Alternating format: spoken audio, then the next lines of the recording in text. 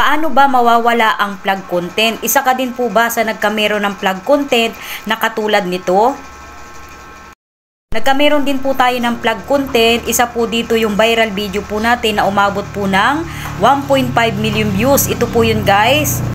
Guys, kapag nagkameron po kayo ng plug content, ay wag po muna ninyong i-delete yung inyo pong video, lalo po kung ito po ay viral video na po at umabot na po ng maraming plays o maraming views.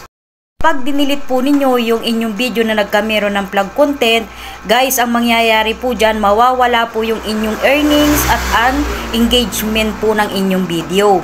Turuan ko po kayo kung paano po ninyo gagawin o kung ano po yung paraan para mawala po yung plug content at hindi na po maapektuhan yung inyo pong viral video.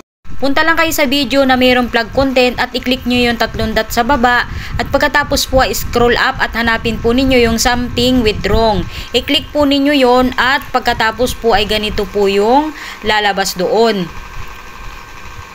Ayan po, ilalagay po ninyo guys yung screenshot po nung nagkameron po kayo ng plug content na video katulad po nito. Ilagay po ninyo dyan guys yung picture na nagkameron ng plug content at pagkatapos po ay ang gagawin po natin ay gagawa po tayo ng report. Tingnan po ninyo guys, meron pong nakalagay sa taas na describe issue.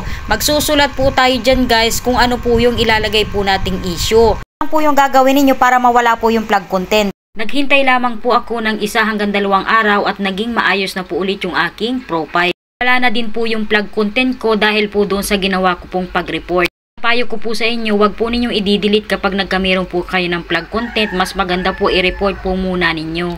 Nga po, sayang po yung earnings at sayang po yung engagement.